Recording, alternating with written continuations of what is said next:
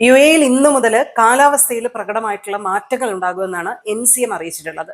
ഇന്നു മുതൽ വെള്ളിയാഴ്ച വരെ മഴ, മൂടൽമഞ്ഞ്, ശക്തമായിട്ടുള്ള കാറ്റ് തുടങ്ങിയവ ഉണ്ടാകുമെന്നും NCMന്റെ റിപ്പോർട്ടിൽ പറയുന്നുണ്ട്. ഇന്നിപ്പോ രാജ്യത്തിന്റെ വിവിധ ഭാഗങ്ങളിൽ ഭാഗികമായി മേഘാവൃതമായിട്ടുള്ള അവസ്ഥയിലായിരിക്കും. കോസ്റ്റൽ ഏരിയാസിലടക്കം ചില മേഖലകളിൽ മഴയ്ക്ക് സാധ്യതയുണ്ടെന്നും കാലാവസ്ഥാ കേന്ദ്രം പറയുന്നുണ്ട്. ചൊവ്വാഴ്ച തെക്കൻ മേഖലകളിൽ മഴയ്ക്ക് സാധ്യതയുണ്ട്. ബുധനാഴ്ചയോടെ കാറ്റിന്റെ വേഗം വർദ്ധിക്കുമെന്ന് കരുതുന്നു. ദൂരക്കാഴ്ച കുറയ്ക്കുന്നതിനും പൊടിക്കാറ്റിനും ഒക്കെ സാധിക്കുന്ന തരത്തിലുള്ള കാറ്റാണ് വീശാൻ സാധ്യതയുള്ളത്.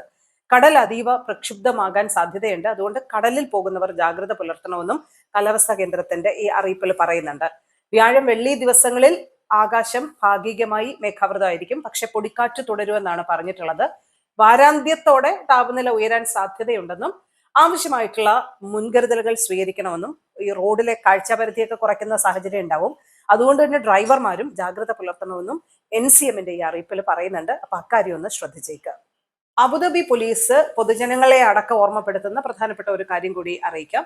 ഈ പൊതുസ്ഥലങ്ങളിൽ ആഘോഷ പരിപാടികളുടെ ഭാഗമായി സംഘടിപ്പിക്കുന്ന പരേഡുകളും ആൾക്കൂട്ടങ്ങളും ഒക്കെ ഉണ്ടല്ലോ. അപ്പൊ അതിന് മുൻകൂർ അനുമതി വേണമെന്നും അങ്ങനെ മുൻകൂർ അനുമതി ഇല്ലാതെ നടത്തുന്ന പ്രകടനങ്ങളും പരേഡുകളും എല്ലാം നിയമവിരുദ്ധമാണെന്നും അബുദാബി പോലീസ് വ്യക്തമായി പറയുകയും ചെയ്യുന്നുണ്ട്. സിവിൽ സുരക്ഷ നിലനിർത്തുന്നതിനും ഗതാഗത തടസ്സമില്ലാതെ വാഹനങ്ങൾ കടന്നു പോകുന്നുണ്ടെന്ന് ഉറപ്പ് വരുത്തുന്നതിനും പരിപാടികൾ സംഘടിപ്പിക്കുന്നതിന് മുൻപായുള്ള ഔദ്യോഗിക ഏകോപനം അനിവാര്യമാണെന്നാണ് പറഞ്ഞിട്ടുള്ളത്. മാത്രമല്ല, റോഡുകളിൽ പെട്ടെന്ന് ആൾക്കൂട്ടമൊക്കെ ഉണ്ടാകുന്നത് വലിയ അപകട സാധ്യതകൾ ഉണ്ടാക്കും. വാഹനങ്ങൾ ഓടുമ്പോൾ യാത്രക്കാർ ജനലിലൂടെയോ സൺറൂഫുകളിലൂടെയോ പുറത്തെ കാഞ്ഞു നിൽക്കുന്നത് പോലുള്ള അപകടകരമായിട്ടുള്ള പ്രവൃത്തി പാടില്ല എന്നുള്ള ഒരു കാര്യവും പറയുന്നു. ഇനി ഓർമ്മപ്പെടുത്തുന്നത്, പൊതുജനങ്ങൾക്ക് ഭീഷണിയാകുന്ന രീതിയിൽ വാഹനം ഓടിക്കുന്നത് 2000 ദിർഹം പിഴയ്ക്കും 23 ട്രാഫിക് പോയിന്റുകൾക്കും കാരണമാകും എന്നാണ് പറഞ്ഞിട്ടുള്ളത്. ഇത്തരം വാഹനങ്ങൾ 60 ദിവസത്തേക്ക് കണ്ടുകെട്ടുകയും ചെയ്യും. അനുമതിയില്ലാതെ സംഘടിപ്പിക്കുന്ന പരേഡുകളിൽ നിങ്ങൾ പങ്കെടുത്താൽ 500 ദിർഹം പിഴയും 4 ട്രാഫിക് പോയിന്റുകളും ലഭിക്കും എന്നും പറഞ്ഞിട്ടുണ്ട്. ഇത്തരം സാഹചര്യങ്ങളിൽ 15 ദിവസത്തേക്ക് വാഹനം പോലീസ് പിടിച്ചെടുക്കുന്ന സാഹചര്യവും ഉണ്ടാവും. നിയമലംഘനം ശ്രദ്ധയിൽപ്പെട്ടാൽ പൗരന്മാർ എന്നുള്ള രീതിയിൽ അത് പോലീസിനെ അറിയിക്കണമെന്നും പൊതുജന സുരക്ഷ ഉറപ്പുവരുത്തുന്ന ദൗത്യത്തിൽ പോലീസിന്റെ ശ്രമങ്ങളിൽ പങ്കാളികളാകണമെന്നും അബുദാബി പോലീസ് ഓരോരുത്തരെയും ഓർമ്മപ്പെടുത്തുന്നുണ്ട്. ദുബായ് എമിറേറ്റിൽ പുതുതായി 700-ലധികം ബസ് കാത്തിരിപ്പ് കേന്ദ്രങ്ങൾ കൂടി നിർമ്മിച്ചിരിക്കുകയാണ് ദുബായ് RTA.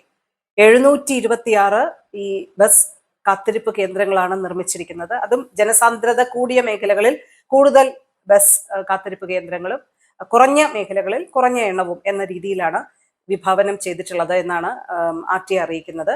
19.2 കോടി യാത്രക്കാർക്ക് ഉപകാരപ്രദമാകുന്ന സംവിധാനമാണ് ഇതെന്നും ദുബായ് RTAയുടെ പ്രസ്താവനയിൽ പറയുന്നുണ്ട്. ചില സ്റ്റോപ്പുകൾ 10-ൽ കൂടുതൽ ബസ് റൂട്ടുകളുമായി ബന്ധിപ്പിച്ചിട്ടുണ്ട്. ഇത് യാത്രാ സമയം കുറയ്ക്കുന്നതിനും സഹായിക്കുമെന്നും ദുബായ് RTA അറിയിക്കുന്നുണ്ട്.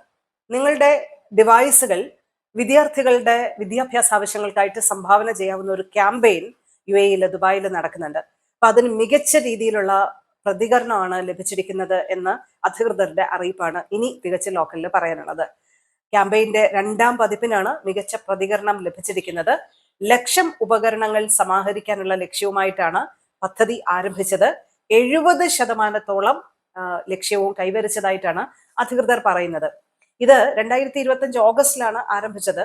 എമിറേറ്റ്സ് റെഡ് ക്രസന്റിന്റെ ആഭിമുഖ്യത്തിൽ 140-ലധികം സർക്കാർ സ്വകാര്യ വിദ്യാഭ്യാസ സ്ഥാപനങ്ങളുടെ പങ്കാളിത്തത്തോടെ നടപ്പാക്കുന്ന ഈ പദ്ധതിയിൽ ഇപ്പം ഉപയോഗിച്ച ഇലക്ട്രോണിക് ഉപകരണങ്ങൾ ശേഖരിച്ച് അതിന്റെ ഡാറ്റയെല്ലാം സുരക്ഷിതമായി നീക്കം ചെയ്ത് പുനഃക്രമീകരിച്ച് ആവശ്യക്കാർക്കായിട്ടുള്ള വിദ്യാർത്ഥികൾക്ക് നൽകുന്ന ഒരു പദ്ധതിയാണിത്.